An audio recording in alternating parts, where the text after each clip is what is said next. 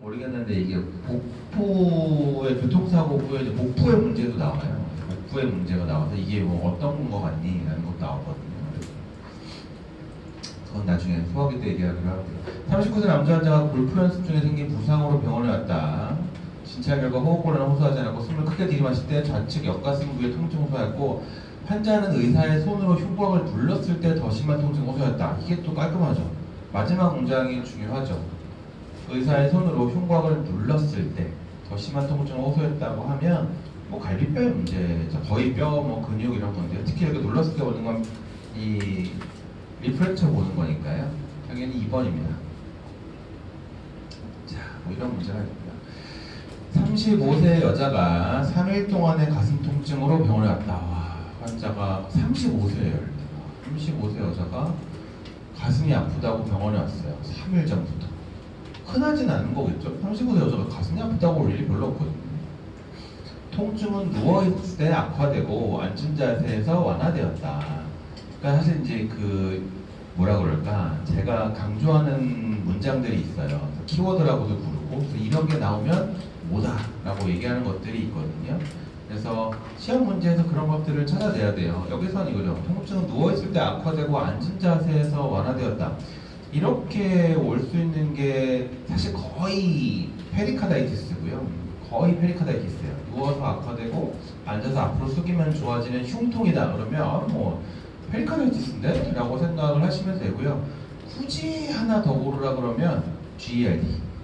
GERD라는 게 어쨌든 누우면 악화되는 거니까요. 그래서 뭐 그 둘 중에 하나입니다. 기침이나 깊은 호흡 시에 악화되었다. 페리카다이티스지. 뭐 GERD가 이렇게 올 리는 없으니까요. 그래서 페리카다이티스 5번 심낭염. 그래서 저런 키워드들을 잘 기억하시라. 36세 여자가 일주일 전부터 가슴이 아파서 병원에 왔대요. 통증은 왼쪽 가슴과 어깨로 퍼지는 양상이었고, 자, 이것도 뭐 100%인 건 아니지만 통증이 왼쪽 가슴이고 어깨로 퍼진다고 하면 100%는 아니지만 어쨌든 그래도 심장 쪽이 먼저 떠오르죠. 일단 여기까지 읽으면 심장 문제인가? 라고 생각이 들고요. 그 다음에 써 있습니다. 누우면 심해졌다. 이래도 뭐라고요? 페리카다이티스가 왼쪽 앞가슴에서 마찰음이 들렸다. 이거 뭐 프릭션 너 이런 걸 얘기하는 것 같은데요. 어쨌든 뭐 페리카다이티스입니다. 여기까지는 쉬운데 문제가 어렵죠. 검사 3가지 고르세요. 그래서 알타임 문제가 줄었죠. 그렇지 않나요? 알타임 문제가 줄지 않았나? 몇 년 전부터 하여간. 그래서 알타임 문제가 좀 줄긴 했지만 이 알타임 문제에서 제일 싫어하는 문제가 검사 고르는 것들이에요. 그나마 하라고 고르는 건 되게 깔끔한데요. 검사 3개 고르시오. 이게 제일 어려운 알타임 문제예요. 사실 진단명 3개 고르시오. 이런 것들은 되게 거의 주관식으로도 풀 수 있거든요. 근데 검사 3개 고르시오는 지워가면서 풀어야 되는 경우가 많아요. 근데 이제 이런 문제 풀 때 굳이 요령이라고 한다면 뭘 떠올리시면 되냐면 공부를 많이 했으면 문제를 많이 풀어봤을 거 아니에요. 문제를 많이 풀어봤으면 시험 문제에서 뭐 사진을 주어주잖아요. 내가 이 병에 관한 문제를 풀 때 이런 사진이 나왔었는데 라는 것들을 떠올리시는 게 되게 좋아요. 그래서 우리가 페리카다이티스라는 게 시험에 나오면 어떤 걸 줘요? 되게 심전도를 주죠. 나중에 이따 나와요. 네, 엄청 나와요. 에스트 엘리베이션이 있는 심전도. 그래서 심전도는 골라야겠구나. 1번 고르시면 되고요. 그 다음에 페리카다이티스라는 게 결국 페리카디알 이퓨전이 꼭 많아야 될 필요는 없거든요. 거의 안 보이는 페리카다이티스도 있긴 한데요. 어쨌든 페리카디알 이퓨전을 동반하는 경우들이 꽤 있어요. 그래서 페리카디알 이퓨전 그러면 떠오르는 게 뭐 엑스레이. 이거 사실 뭐 계속 고민하다 보면 너무 고르고 싶은 게 하나 있긴 하죠. 심장 초음파를 안 고르기 되게 어렵죠, 사실. 답이 1번, 3번, 6번인데요. 주관식으로 풀긴 좀 어려워요. 그래서 그냥 보면서 그냥 지워가면서 풀면 풀 수 있는 문제고요. 이 페리카다이티스 검사 고르는 문제가 되게 별로고 작년 1월달에 또 그지 같은 문제가 하나 나와서 되게 짜증나긴 하는데 하여간 체스트 CT는 고르시면 안 돼요. 아셨죠? 그래서 페리카다이티스 때 페리카다이티스가 의심이 돼요. 근데 체스트 CT를 찍는다? 이건 거의 상상하기 힘든. 찍을 이유도 없고요. 찍지도 않고요, 사실. 그래서 CT는 고르면 안 된다 라고 생각을 하시는 게 문제 풀 때 오히려 나을 것 같아요. 35세 남자가 10일 동안 가슴 통증이 지속되어서 왔대요. 통증은 누워있으면 악화됐대요. 아까 제가 얘기했잖아요. 흉통인데 누우면 악화되는 게 두 개 있다고. 하나가 페리카다이티스, 하나가 GERD인 거죠. 위에 게 페리카다이티스, 밑에 게 GERD겠지. 뭐 음주, 과식 이런 얘기 나오니까요. 밑에 거는 GERD.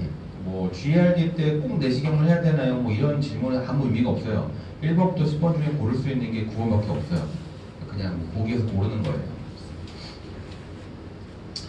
자, 38세 남자가 2주 전부터 새벽에 가슴이 아프다며 병원에 왔다. 와, 새벽에 가슴이 아플 만한 병하면 사실은 딱 떠오르는 건 베리언트 엔지나가 떠오르긴 해야 돼요.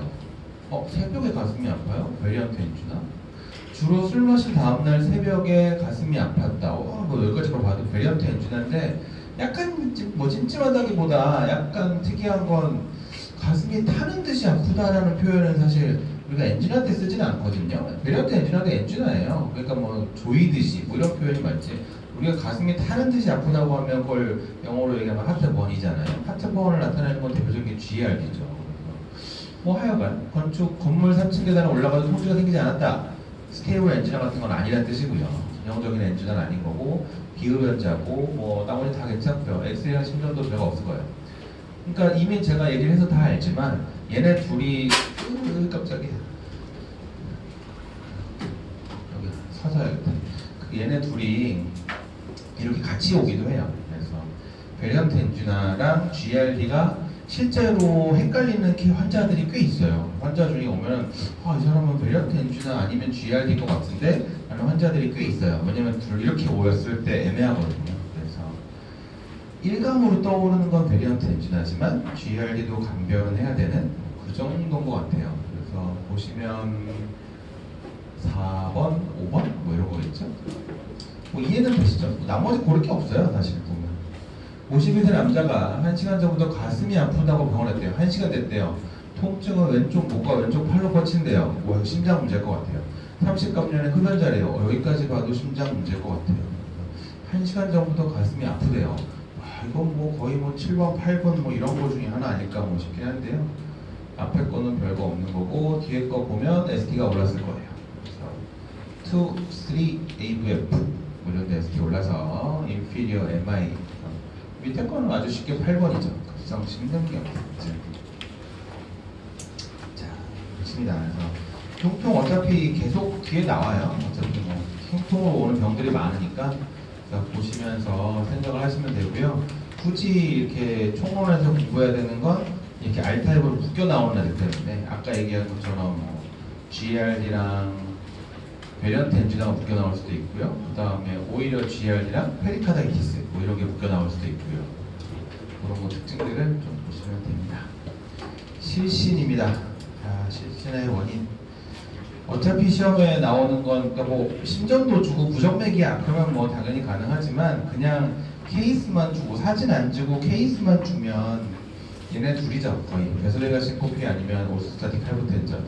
신코피로 오는 병은 되게 많아요. 심장병은 뭐 아ortic 스테노시스도 있고 뭐 HCMP도 있고 막 그런 데 실신으로 오거든요. 근데 읽다 보면은 다 심장병인 걸 알아요. 왜 그럴까요? 당연히 뭐뭐를 줘요. 어디서 뭐뭐가 들렸다 뭐 이런 말을 주니까 심장이라고 생각을 하죠 당연히. 그래서 그런 거 말고 그냥 실신만 있어서 오면 베소베가 신코피 아니면 오스타틱 하이포텐션이 나오고요. 필기에서는 너무 쉽죠. 두 개 구별하는 거.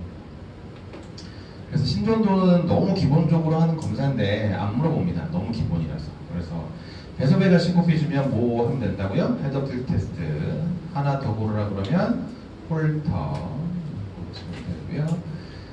이거는 사실 안 해도 될 것 같은데 이거 제가 나왔던 거를 다 얘기하다 보니까 이게 안 빠지고 있는 건데요. 8년 전인가 9년 전인가 한 번 나오고 다시 안 나오는 문제. 베소베가 신코피 중에 어떤 타입인지 타입을 물어보는 문제가 있었고요. 하여간 거의 대부분이 카디오 이니비터리라고 했죠. 이건 하트레이트를 보면 돼요. 하트레이트가 느려지면서 신코피를 하는 게 카디오 이니비터리. 하트레이트가 빨라지면서 신코피를 하는 게 바소디프레서. 하트레이트만 보시면 돼요. 그래서 카디오 이니비터리의 기전이 부교감신경 항진 뭐 이런 거였죠.